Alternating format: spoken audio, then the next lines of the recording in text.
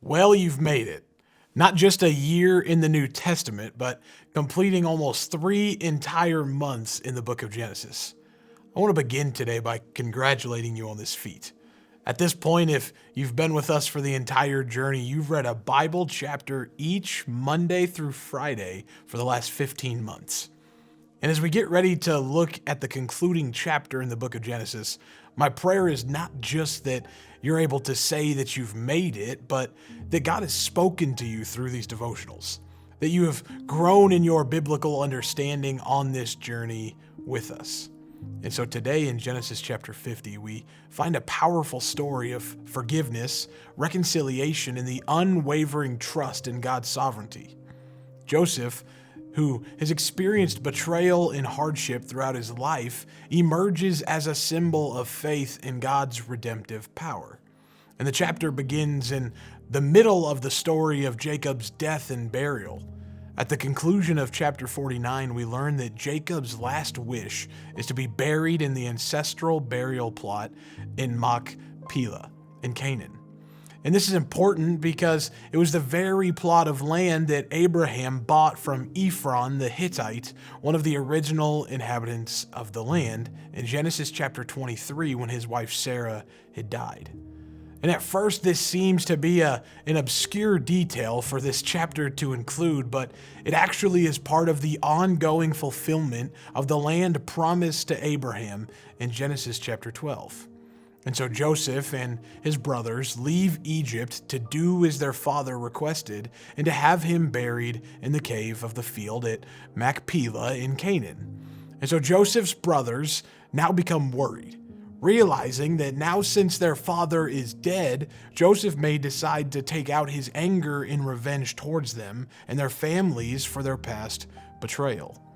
If you remember back in Genesis 37, Joseph's brothers had sold him as a slave to a group of Ishmaelites heading into Egypt. And he'd later be sold again into Potiphar's family, and by God's provision, end up becoming second in command over the kingdom of Egypt. And now his brothers are worried because Joseph oversaw all of the distribution of food during the famine, and they're scared that he'll decide to quit giving them their rations.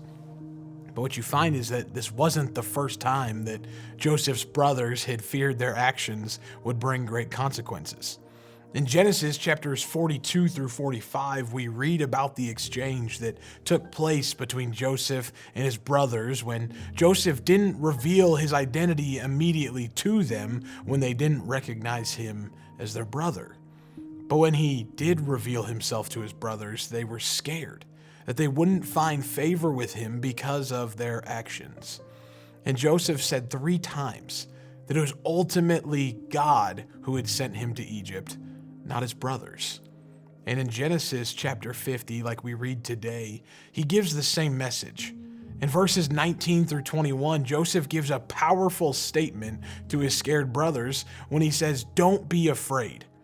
Am I in the place of God? You intended to harm me, but God intended it for good, to accomplish what is now being done, the saving of many lives. So then don't be afraid. I will provide for you and your children." Now other translations say that you meant evil against me, but God meant it for good. How many of us wish that we could have that same type of response to those that try to harm us? Say that promotion that you went around my back to go get, you meant it for evil, but God meant it for good. When you look at the life and legacy of Joseph, we find 2 clear applications.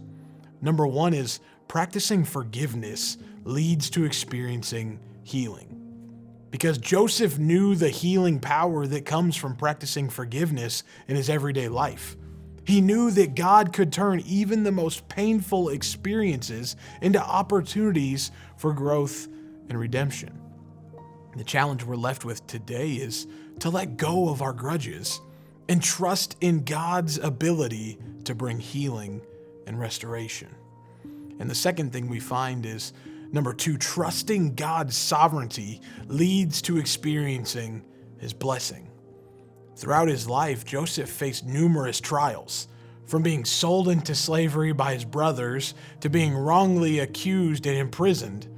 And yet in every circumstance, Joseph maintained his trust in God's sovereignty.